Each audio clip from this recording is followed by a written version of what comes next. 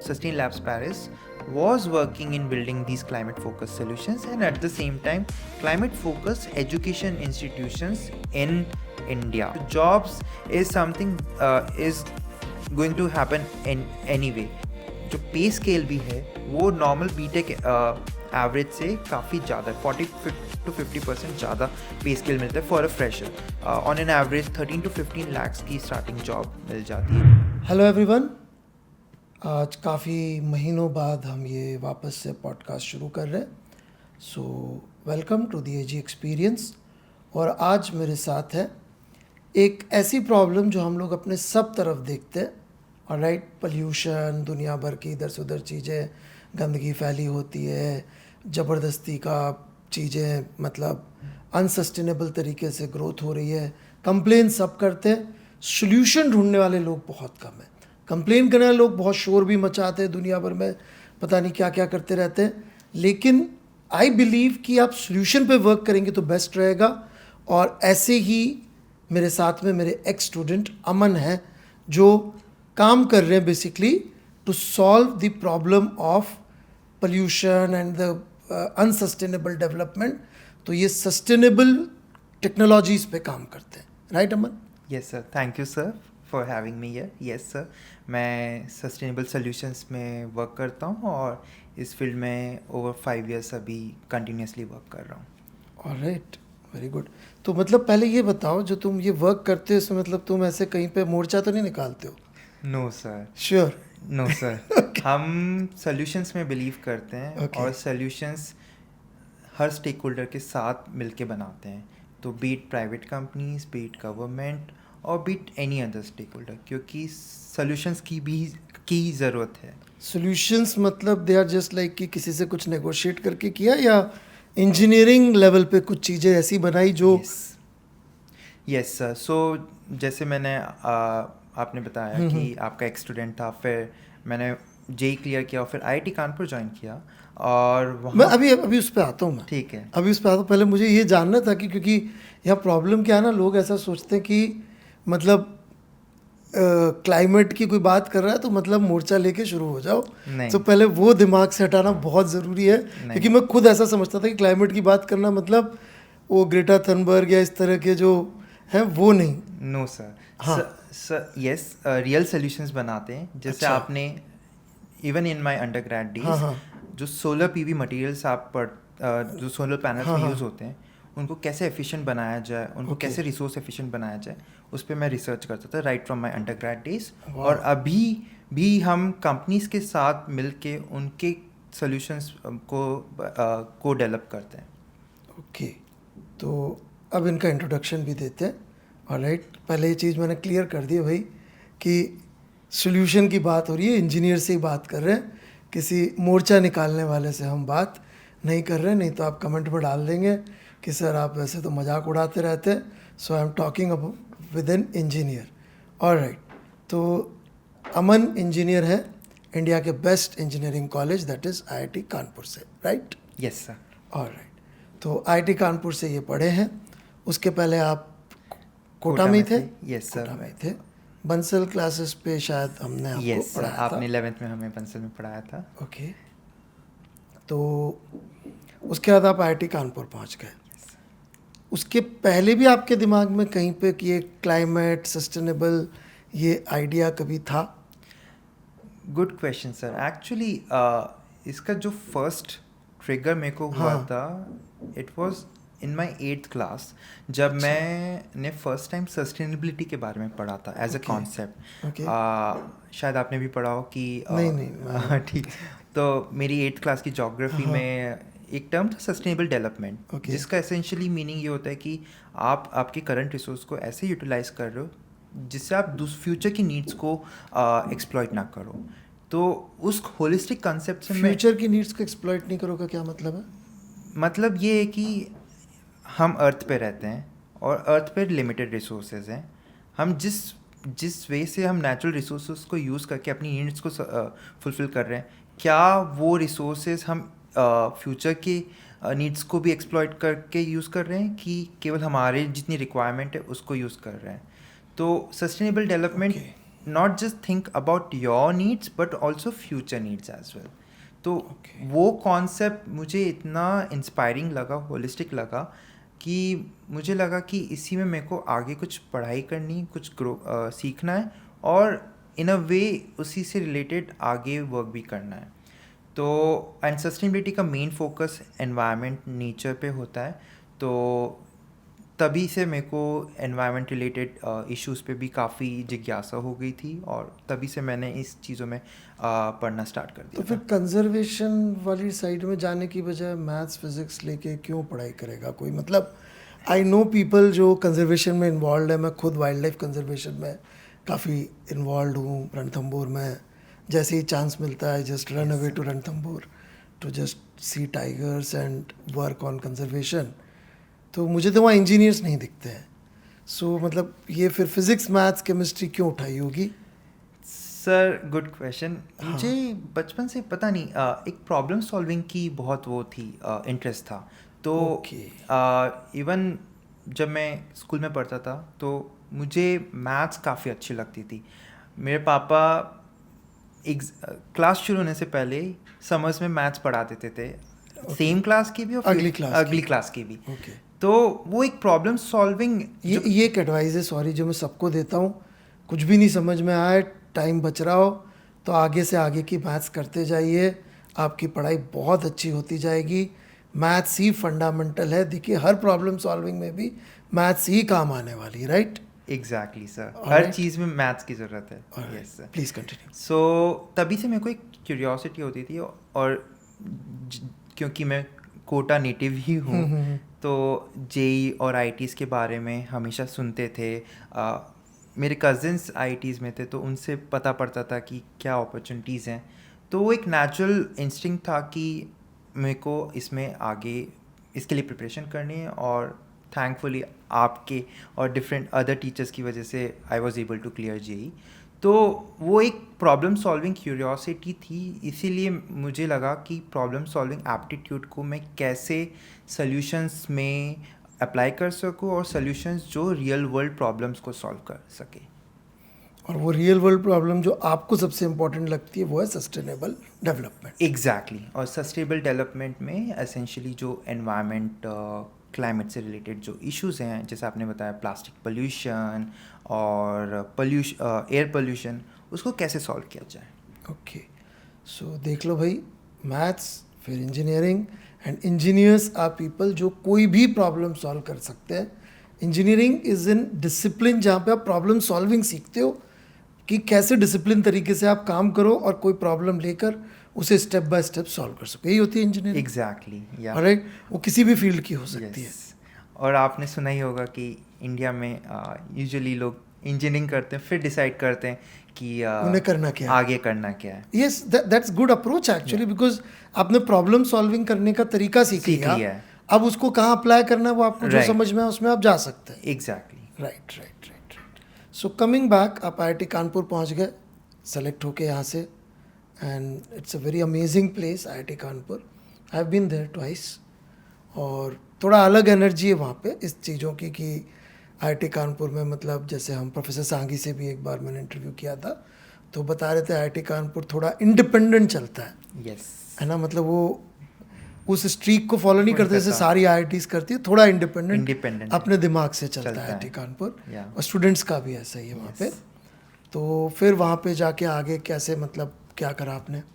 Sir so मैंने BTech material science and engineering में किया. ओके. और जैसे मैंने आपको बताया कि मेरा एक इंटरेस्ट सस्टेनेबिलिटी पे हो गया था, तो मैंने अपने आप को अपॉर्चुनिटीज़ देखी कि how I can learn things which can solve some real world problems in my domain. Okay. So material science is all about basic fundamental physics, electronics, very interdisciplinary. और मुझे उस टाइम, जैसे आपने सुना होगा कि सोलर मिड 2010 से काफ़ी इसका ग्रो हो गया था. तो इस टाइप की मटेरियल्स, एनर्जी मटेरियल्स पे मेरे को काफ़ी इंटरेस्ट आ गया था.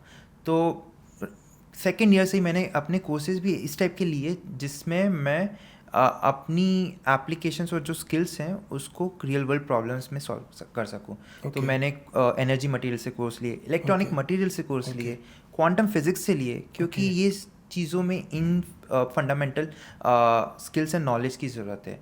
और थैंकफुली मतलब as part of my course work मैं काफ़ी रिसर्च वर्क पे भी वर्क किया, रियल वर्ल्ड प्रॉब्लम्स में वर्क किया जो were funded by Indian government, UK government, and उसकी बेसिस पे मेरे को इंटर्नशिप भी मिली जो मैं इंडिया में एंड फिर यूएस में भी गया था। यूएस में भी आपने इंटर्नशिप करी है? कहाँ पे? सो मैंने इंटर्नशिप यूसी बर्कली में की थी। UC Berkeley? यस। वाह, आपको पता है यूसी बर्कली में रिजर्व पार्किंग स्पॉट के लिए क्या क्वालिफिकेशन चाहिए होती है? गुड क्वेश्चन, अभी मुझे बिल्कुल याद। Nobel prize. Nobel prize. Only Nobel laureates get reserved parking spot in UC Berkeley. Yes, Big Bang Theory. Now I can recall. So आपने UC Berkeley में इंटर्नशिप किया बेस्ड ऑन, बिकॉज अपना passion pursue कर रहे थे कि मुझे sustainable material, sustainable development पे काम करना है। और वो आपको आईआईटी कानपुर पूरी तरह से प्रोवाइड करता है। उसके लिए फिजिक्स सीखनी है तो फिजिक्स सीखो, जो सीखना है मैथ्स और जो भी सीखना है मटेरियल साइंस सीखी। और बर्कली का आपने शक्ल देख लिया, दैट्स ग्रेट। क्योंकि मैं अभी भी किससे भी पूछता हूँ तो लोग यही बोलते हैं Berkeley is Berkeley. Alright, so Berkeley बहुत शानदार जगह है। वन ऑफ माई एक स्टूडेंट चित्रांग वहाँ से फिज़िक्स में पीएचडी किए थे और one of the finest place मानी जाती है too for engineering, I think, right? Alright, तो फिर आप इंडिया वापस आके आपने अपनी डिग्री ख़त्म करी। और जैसे मैंने बताया कि इसमें मेरे को इंटरेस्ट था, but at the same time मैं खुद का भी कुछ स्टार्ट करना चाहता था। एंड उसके लिए मेरे को एक मोर एक्सपोजर चाहिए था, क्योंकि ये फील्ड स्टिल डेवलप हो रही थी उस टाइम पे। अभी तो काफ़ी बूम एंड ग्रो हो रही है, बट उस टाइम पे स्टिल डेवलप हो रही थी। तो मैंने रियलाइज़ किया कि मुझे एक फोकस एक्सपोजर चाहिए, जिसके लिए मैंने एक फेलोशिप की थी, यंग इंडिया फेलोशिप। मेरे फ्रेंड्स लोगों ने डिफरेंट जॉब्स ली, डेटा एनालिटिक्स, सॉफ्टवेयर, बट आपके साथ वाले सॉफ्टवेयर जॉब्स में गए, आपने जॉब नहीं करी क्योंकि और आपने यंग इंडिया फेलोशिप करी। यस। ये कौन देता है, क्या होती है? सो इट्स अ 1 year program.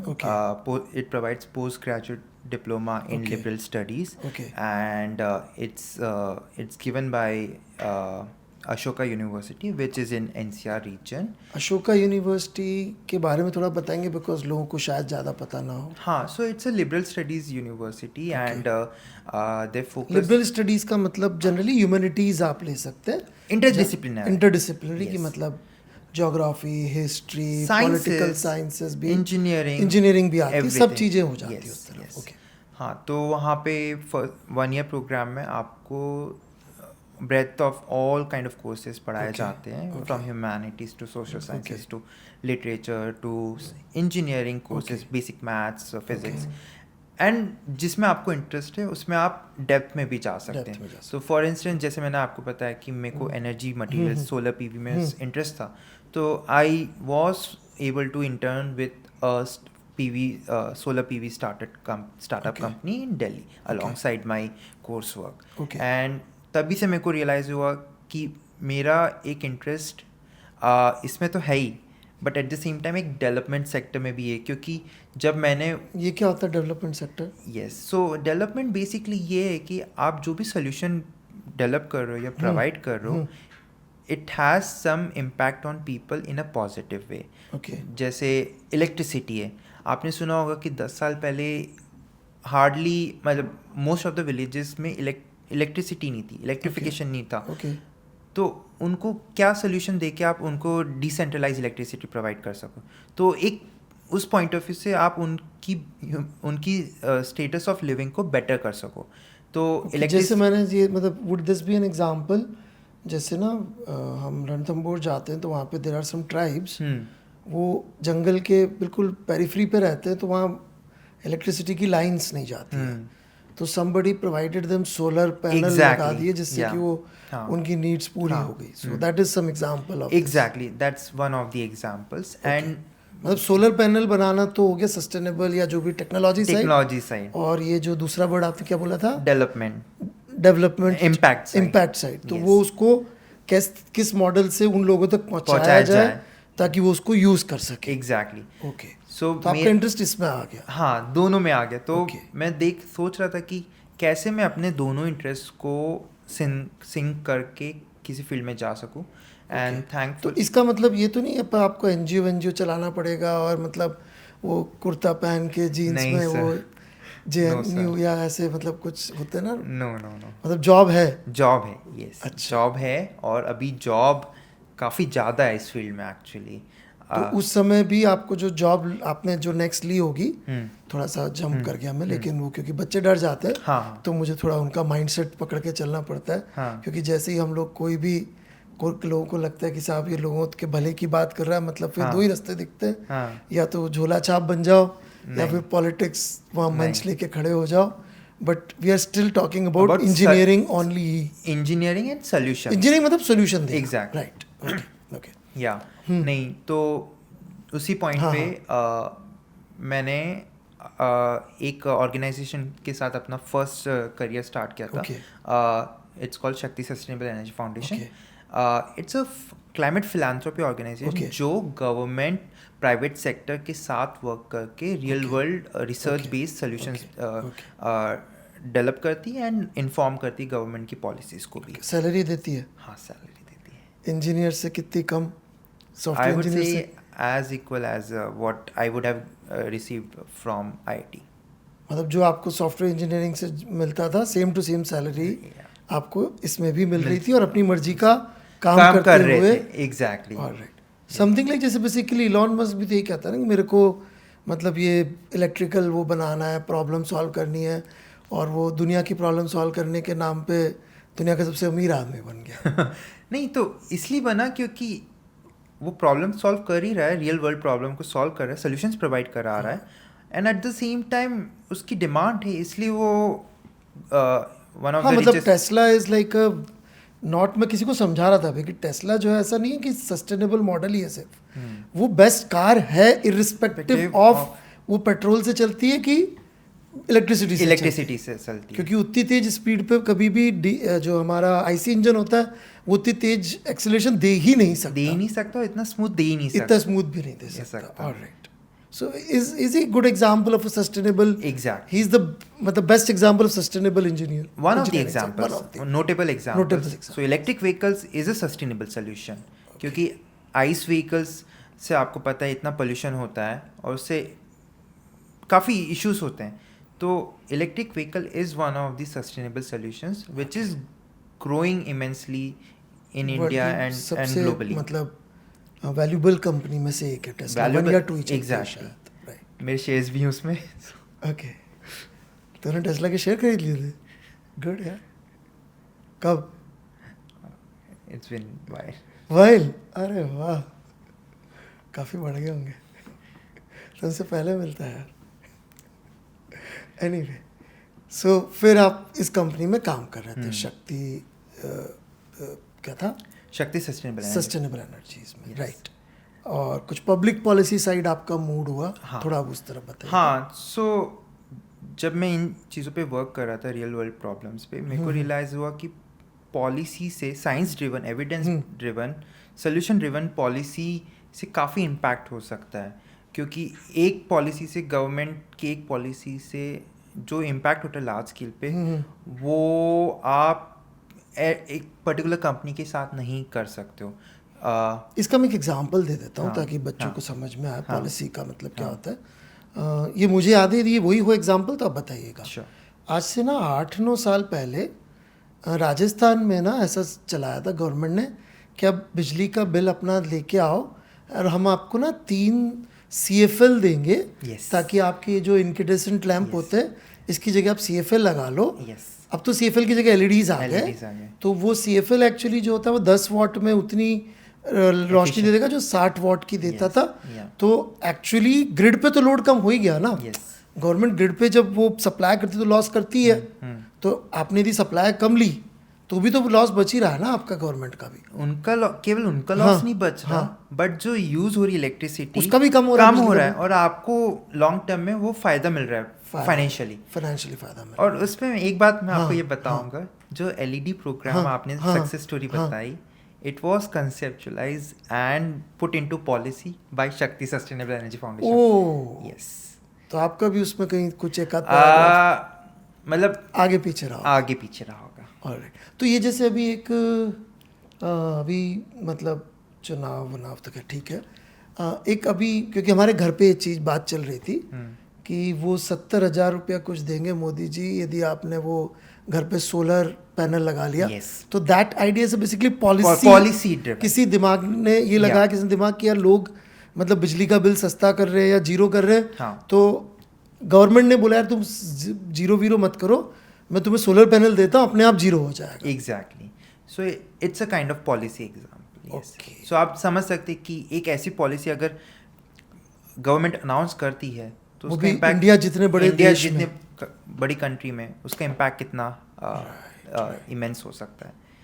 तो उसी पॉइंट ऑफ व्यू से मेरे को लगा जो solution problem solving and analytical mind तो था ही, तो मुझे लगा कि मुझे इसमें काफ़ी और आगे पढ़ना है। एंड उस पॉइंट ऑफ व्यू से मैंने सोचा कि मैं कोई ऐसा प्रोग्राम ज्वाइन करूं जिसमें मैं public policy based research and analysis में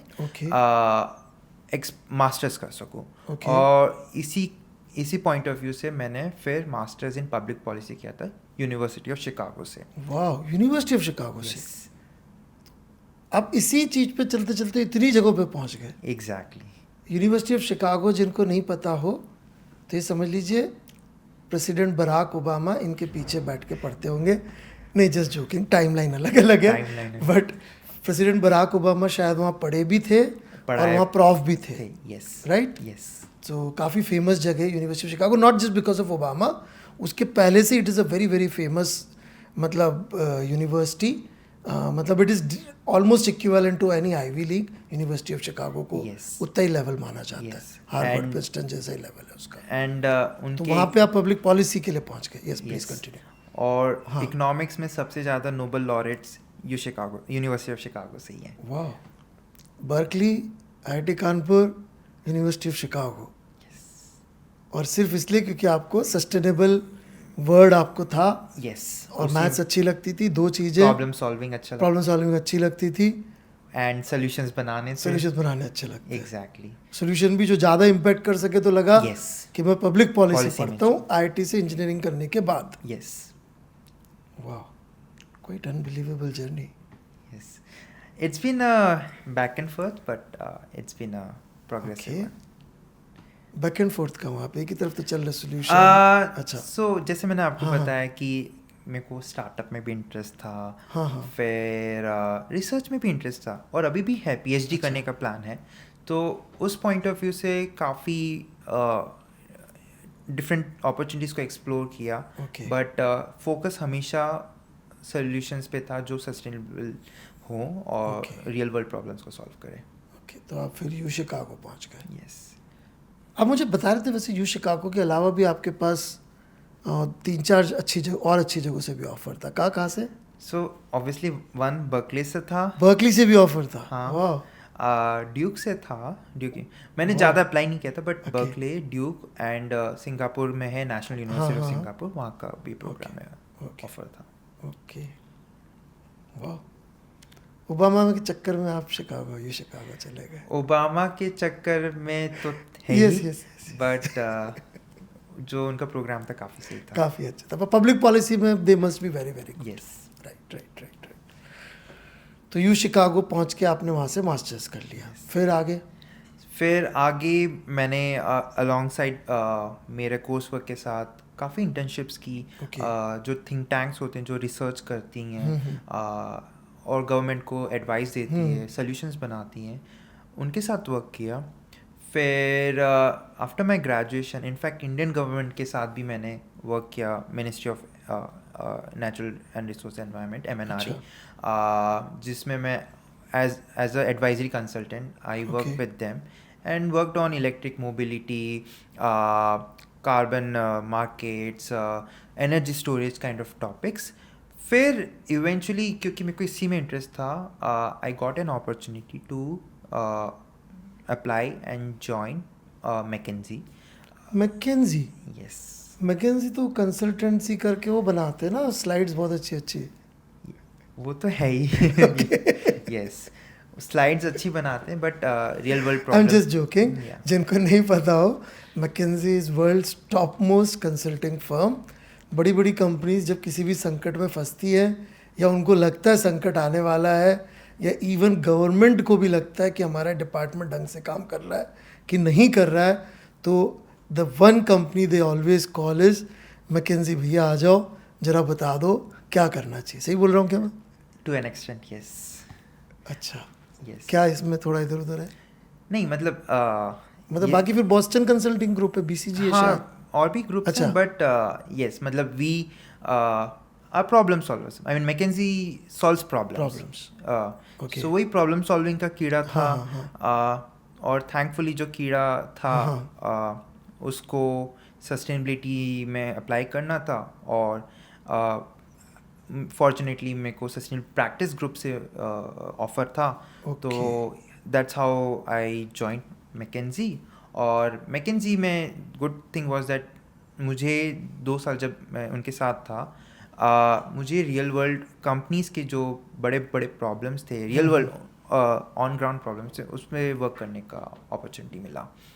ओके.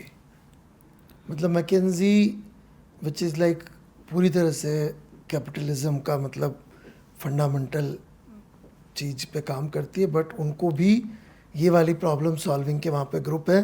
Yes. बिकॉज दुनिया में सब लोग इसके सॉल्यूशंस ढूंढ रहे हैं. सॉल्यूशंस ढूंढ रहे हैं. Okay. और डिमांड है इसकी. डिमांड है बहुत Yes. ज़्यादा. ऑलराइट. जैसे मैं अभी कहीं देख रहा था कि if you have to build a highway जो अनअवॉइडेबल है, किसी जंगल के थ्रू जाना, तो वो नीचे एनिमल पास बना देते हैं. ये भी Right. किसी इंजीनियर ने दिमाग लगाया होगा. इंजीनियर ने दिमाग लगाया होगा. और वो इंजीनियरिंग माइंडसेट को काफ़ी होलिस्टिक रहना होगा, क्योंकि Okay. केवल वो हाईवे के पर्सपेक्टिव से सोचेगा हाँ. तो उसको पूरा फॉरेस्ट कवर को क्लियर करना क्लियर पड़ेगा. करना पड़ेगा. तो वो एक इंजीनियरिंग माइंडसेट को होलिस्टिक पर्सपेक्टिव चाहिए. Right. So it's a part of right. Solution as well. Okay. Okay. So McKinsey में आप काम कर रहे थे जहाँ पे आप लोगों को सस्टेनेबल डेवलपमेंट, पब्लिक पॉलिसी, इन सब चीज़ों पे एडवाइस देते थे. हाँ, और बहुत बढ़िया स्लाइड भी बनाते थे. स्लाइड्स भी चलेगा बना- ना थोड़ा सा जोक? हाँ हाँ. ये वर्ल्ड नोन जोक है वैसे, मैकेंजी और स्लाइड्स का. सही है ना नहीं, जोक? नहीं मतलब वी हाँ. Make good, we are train to make good slides. तो यस, जैसे मैंने आपको बताया हाँ. कि मैं real world climate related, sustainability related problems को सॉल्व करता था. जैसे one of the biggest tech company जिनको अपने जो रिसोर्सेज थे वो कैसे, जो बहुत सारी कंपनीज है like battery companies, consumer companies like Pepsi Cola, उनके रिसोर्सेज को कैसे एफिशिएंटली मैनेज कर सके. ठीक है, तो उस पर उनको टेक सोल्यूशन बनाना था. ओके.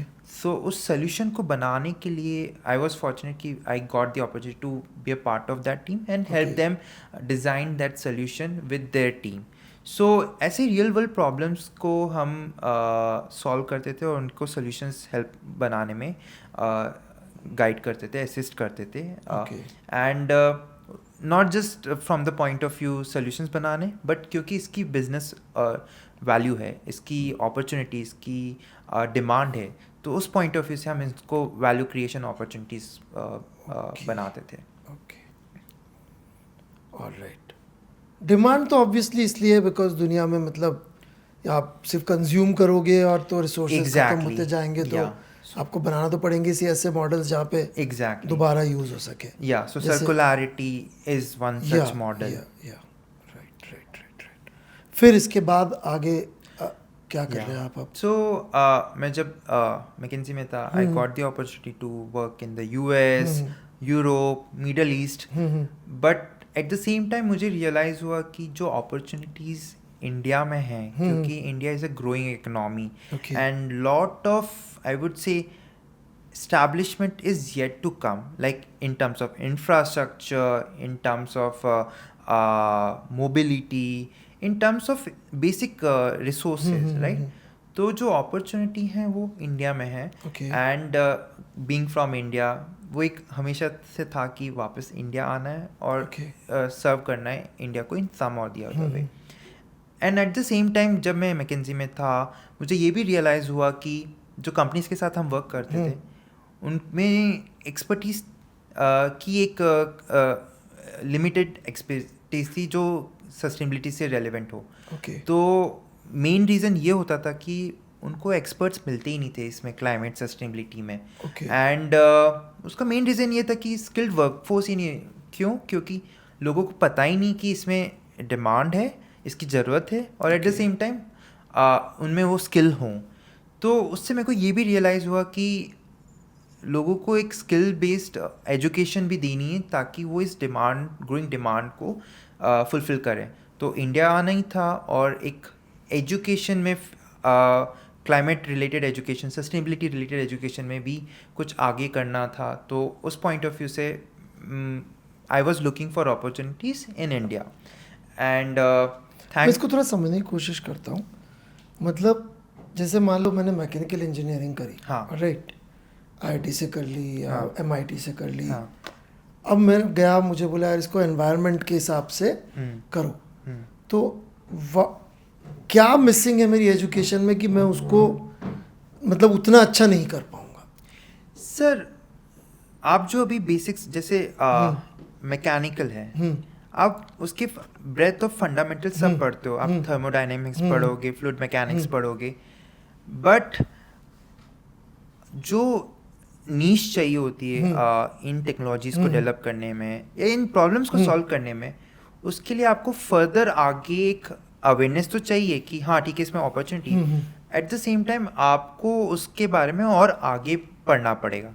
जो अपॉर्चुनिटीज़ हैं, हाउएवर, अगर वही अपॉर्चुनिटीज़ को आप राइट फ्रॉम स्टार्टिंग से लेवरेज कर लें, उसको एक्सप्लोर कर लें, तो आप right from your under grade days आप उसको फुलफिल कर सकते हो उन अपॉर्चुनिटी, और एंड आप उसमें एक्सपर्टीज डेवलप कर मतलब सकते वो आपने ज़्यादा ध्यान इसका दिया मैकेनिकल इंजीनियरिंग पढ़ते या कंप्यूटर साइंस पढ़ते हुए कि कितना अच्छा कोड बन जाए, कितना Exactly. मतलब कम लाइंस लिखनी पड़े, या हाँ. मेरा मैकेनिकल इंजीनियरिंग का जो बना रहा हूँ कितने एक्सेस पे रोबोट रोटेट हो जाए, परंतु उसमें कभी ये नहीं सोचा कि जो मैं मटेरियल यूज़ कर रहा हूँ वो ऐसा यूज़ करूँ, या जब मैं कोड लिख रहा हूँ तो ऐसा कि इलेक्ट्रिसिटी कम यूज़ हो रही हो. ये मैंने कभी थॉट ही नहीं रखा है. एग्जैक्टली. तो अब वो मेरे पास आया ही नहीं. जबकि यदि मैं सस्टेनेबल इंजीनियरिंग से आ रहा हूँ तो मुझे वो भी एक थॉट शुरू से ही डाल दिया जाएगा, राइट, कि तुम्हारे को ये पूरा सर्कल का भी ध्यान रखना है. एग्जैक्टली. ओके. सो उसी पॉइंट ऑफ व्यू से मैंने ये रियलाइज़ किया कि अगर कुछ बच्चों को, एंड नॉट जस्ट स्टूडेंट्स को, बट प्रोफेशनल्स को इस फील्ड में अगर उनको स्किल्स डेवलप किया जाए, एटलीस्ट उनको अवेयरनेस क्रिएट किया जाए, so they can pursue a career in this domain जिसकी काफ़ी डिमांड है मार्केट में.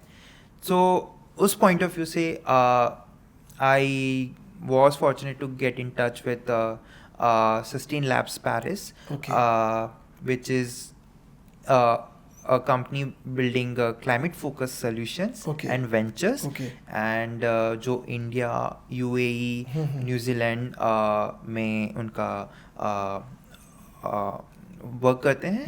एंड जब मैंने उनके फाउंडर एंड CEO से थ्रू अ फेलोशिप, सो मैंने एको फेलोशिप की, क्योंकि मुझे इसमें और आगे जाना था. तो उस फेलोशिप के through I got in touch with her, and she and the Sustain Labs Paris was working in building these climate focused solutions and at the same time climate focused education institutions in India. India में ऐसे institute? Yes. Okay. So और बताइए उसके बारे में. Yes. So Sustain Labs Paris in collaboration with Anant national university जो अहमदाबाद में है, उन्होंने इंडिया का फर्स्ट क्लाइमेट स्कूल स्टार्ट किया. So school essentially US term है, but essentially a college within a university. And ये स्टार्ट हुआ था around 5 years ago.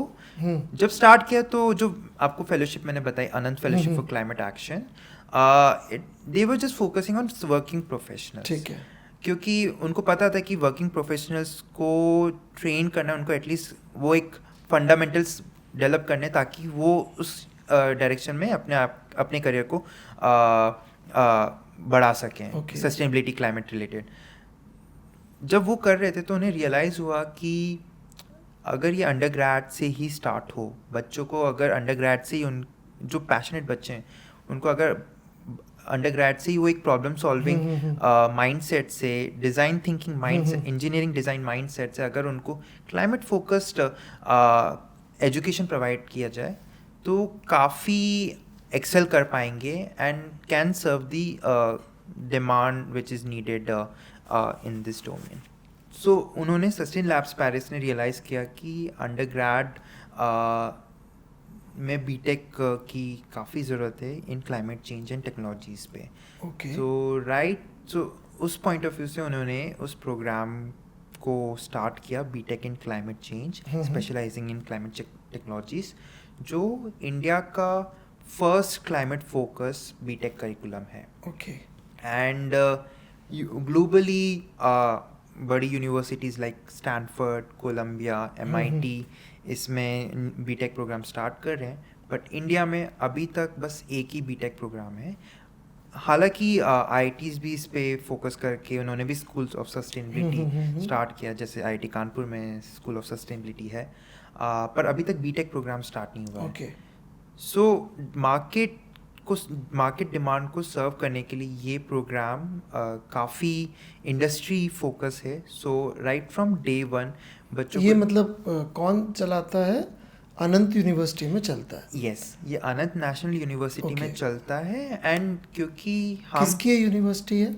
So it's funded by Piramal group okay, and it's started by some of the big education experts in the field। Okay, और जो climate school है, Anand climate school for climate action, जिसमें ये BTech programme चलता है, it's run and manage by sustain labs Paris. Okay, so हम industry expertise को लाते हैं एंड Okay. अपना जो नेटवर्क है ग्लोबल एक्सपर्ट्स से, वो इसमें ब्रिंग करते हैं। तो academia plus industry experts coming together to run and manage this programme. Okay, that is actually very nice, because ना बहुत सारी जगह प्रॉब्लम ये होती है कि कॉलेज अपनी धुन में कुछ पढ़ाता रहता है, इंडस्ट्री क्या कर रही है उसको कोई लेना देना नहीं है।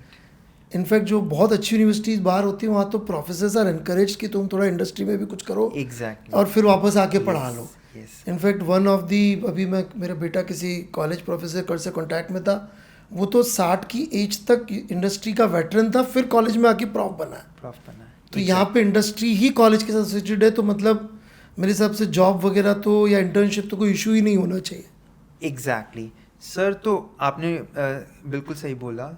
और जो हमारा जो फोकस है इंडस्ट्री पे, वो हमारे करिकुलम, स्कूल के करिकुलम में भी पूरा इंटीग्रेटेड है। Okay. So right from week 1 बच्चों को लाइव प्रोजेक्ट्स करने होते हैं, ओके, जो एप्लीकेशन ड्रिवन है, ओके, और उसी बेसिस पे उनका परफॉर्मेंस असेस होता है। ओके, एंड आपने इंटर्नशिप की बात की, जो फर्स्ट ईयर के स्टूडेंट्स हैं, यूजुअली आपने देखा होगा IITs में थर्ड ईयर बाद इंटर्नशिप जाते हैं, वो फर्स्ट ईयर की समझ से ही इंटर्नशिप कर रहे Okay. हैं with big companies like Airtel, Commonwealth, sustain lab Paris, Okay. जिससे मैं एसोसिएटेड हूँ। And even after summer internship वो कंपनीज उनको कंटिन्यूसली सेमेस्टर में भी इंटर्नशिप देती है। Okay. सो आप समझ सकते हो कि जो सीख रहे हैं वहाँ पे, वो Okay. उनको real world industry level application में भी उनको एक्सपोजर मिल रहा है। ये बहुत इम्पॉर्टेंट चीज़ होती है मेरे हिसाब से। सबसे Yes. बड़ी चीज़ जो मतलब इंडिया में एजुकेशन मुझे सबसे ख़राब लगती है कॉलेजेस में, कि इंडस्ट्री में चलता कुछ है, पढ़ाते कुछ और है, Right. और जब वहाँ पहुँचते हो तो पता पड़ता है वो तो कुछ काम ही नहीं आ रहा है, Exactly. कुछ और ही सीखना था। Right. बेसिकली वो DSA का कोर्स करो, डेटा स्ट्रक्चर एल्गोरिदम, और सॉफ्टवेयर की शायद जॉब लग जाए। Yes, no, that's a fact. But इस प्रोग्राम में Okay. आप basics of programming and different skills ही नहीं पढ़ोगे, बट उसको कैसे अप्लाई करना है रियल वर्ल्ड प्रॉब्लम्स को around climate change Okay. And sustainability कैसे सॉल्व करो। तो वो काफ़ी यूनिक फीचर है एंड Okay. काफ़ी इम्पॉर्टेंट फीचर है हमारे Okay. पॉइंट ऑफ व्यू से. And eight the same time जैसे मैंने बताया कि ग्लोबल एक्सपर्टीज़ इसमें आती है, तो इंडस्ट्री के एक्सपर्ट्स भी कोर्स लेने आते हैं faculty as faculty visiting Okay. Faculty at school. So not just core academia जो ऑलरेडी इंडस्ट्री में वर्क कर चुके हैं have now become faculty, Yes. But जो इंडस्ट्री में अभी एट द फोरफ्रंट वर्क कर रहे हैं वो भी आके पढ़ाते हैं. वो भी आके पढ़ाते हैं. और जॉब अपॉर्चुनिटीज इसके अंदर? सो जॉब अपॉर्चुनिटीज़ जैसे मैंने आपको बताया कि नियरली 30 लाख जॉब्स 2030 तक क्लाइमेट क्लीन एनर्जी डोमेन्स में चाहिए होगी इंडिया Okay. में. इंडिया में और उस Oh. डिमांड को फुलफिल करने के लिए काफ़ी सप्लाई चाहिए ऑफ एक्सपर्ट्स. एंड अगर अंडरग्रेड से आप उस फील्ड में एक्सपर्टीज ले लोगे तो you can excel in that domain. And job तो श्योर्ड है क्योंकि हम जो इंडस्ट्री नेटवर्क लाते हैं उसके थ्रू हम स्टूडेंट्स की जॉब्स तो लगवा ही देंगे. बट एट द सेम जैसे मैंने बताया कि इंटर्नशिप फर्स्ट ईयर से ही कर रहे हैं तो Right, that's job great actually. Exactly. So jobs is something is going to happen in any way. Okay. But more important thing is कि जो पे स्केल भी है वो नॉर्मल बीटेक एवरेज से काफ़ी ज़्यादा है. 40 to 50% ज़्यादा पे स्केल मिलता है for a fresher. So as per industry stats on an average 13 to 15 lakhs की स्टार्टिंग जॉब मिल जाती है जो आप आईटी में जाके भी equivalent average Wow. Job. Yes 13 to 15 lakh की जॉब लग जाती है स्टार्टिंग से. यस और इतनी सारी इंटर्नशिप कर रखी है, वो अलग है. वो अलग है. एक और बड़ी इंटरेस्टिंग चीज़ बताई थी आपने कि आप लोग इसमें फिजिक्स केमिस्ट्री मैथ्स ही नहीं लेते सिर्फ. Yes. So exactly. So climate and sustainability is very interdisciplinary. और इसमें हर पर्सपेक्टिव को, डिज़ाइन थिंकिंग को, टेक्नोलॉजी सॉल्यूशंस को मिला के इसके करिकुलम और पैडागोजी को बनाया है. और हमारा बिलीफ है कि जो ना कि केवल पीसीएम वाले बच्चों की इसकी ज़रूरत है, बट जो बायोलॉजी, जो बिजनेस स्टडीज़, कॉमर्स पढ़े उनको भी इसमें इन्वॉल्व होना चाहिए, इसको परस्यू करना चाहिए.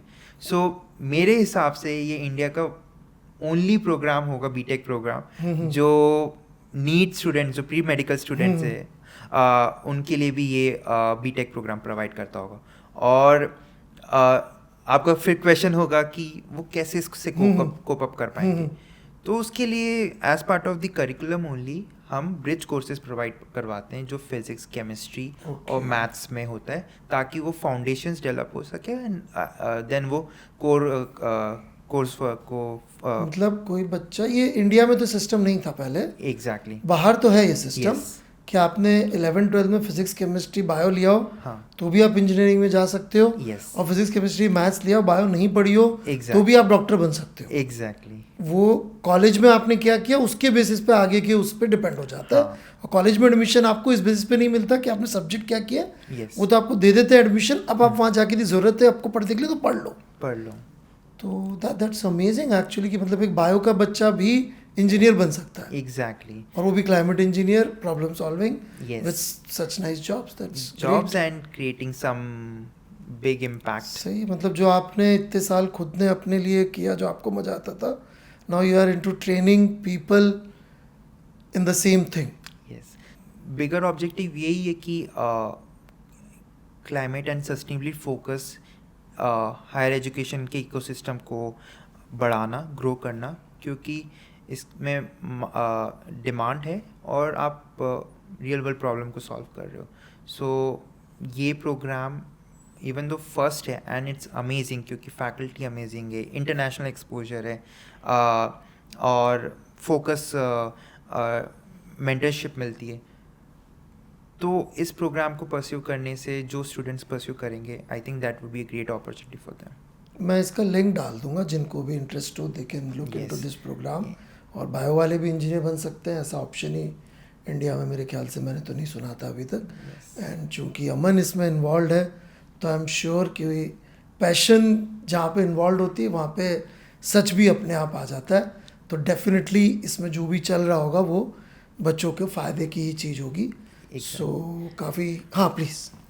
यस, आई मीन मैं तो रिसेंटली ज्वाइन किया, हाँ, बट हाँ। जो मैंने आपको बताया हाँ। कि इंडस्ट्री एक्सपर्ट्स इसमें इन्वॉल्व हैं, इंक्लूडिंग जो मेरी फाउंडर एंड सीईओ है सस्टेन लैब्स पेरिस की, डॉक्टर मीनिया चैटर्जी, वो इसमें काफ़ी साल से इन्वॉल्व हैं. Okay.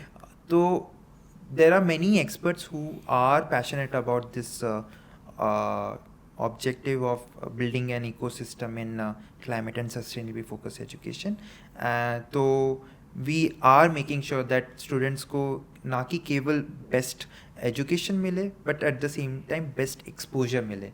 और उस पॉइंट ऑफ व्यू से अगर कोई बच्चा फाइनेंशियली अगर पॉसिबल भी नहीं हुआ कि जो फीस है उसको नहीं पे कर, तो हम वी आर मेकिंग श्योर कि उनको मेरिट कम नीड बेस्ड स्कॉलरशिप भी अवेल कराई जाए. मतलब एक बेसिकली मिशन है कि अपन को सस्टेनेबल डेवलपमेंट पे काम किया है आपने लाइफ टाइम, Yes. अब उसको आप आगे करना चाहते हैं. प्रोग्राम भी इस तरह का है कि यदि आप क्वालिफाई कर रहे हो तो आपको फीस की भी टेंशन लेने की ज़रूरत नहीं है. यदि आपके पास पैसे नहीं है फीस के, तो that would also be arrange. That's great actually.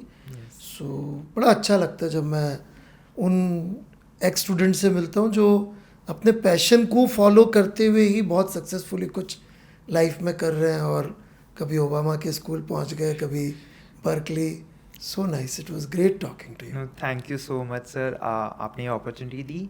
And मैं यही बोलना चाहूँगा कि it just a drop in the ocean, and we need many such problem solvers who can help in solving these real world problems, because climate related और sustainability related जो issues हैं, they are the biggest issues or risk of our times. So if you pursue a career in a climate focus or sustainability focused domain, you're not going to excel in your career, but also you're going to make a meaningful impact by developing and delivering real world solutions. Yes, right. Thank you everyone. Bye bye. Thank you.